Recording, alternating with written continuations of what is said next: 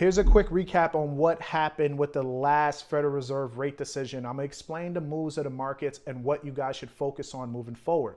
Okay, so we did see a rate cut from 25 basis points, but how come the dollar didn't weaken? This goes by Jerome Powell, okay? And it's something called forward guidance. Regarding his forward guidance, he wasn't convincing enough to the markets that the Federal Reserve was going to be more aggressive with rate cuts. So the fact that they cut 25 basis points is not a surprise to anybody.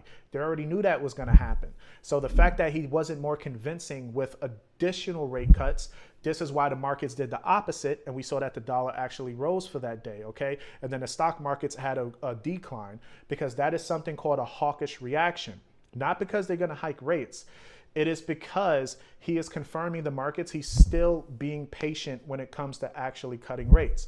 So what's going to change that? If we pay attention to NFP data, pay attention to growth data, pay attention to inflation.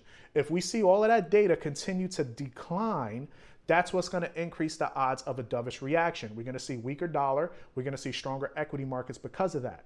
But if we see that growth data is still strong, labor data still strong, and inflation continues to rise, they're not going to hike rates, but they have the breathing room to continue to pause rates moving forward, okay? So this is where paying attention to economic data is going to be extremely important moving forward. All right, guys, hopefully this video helps you guys out.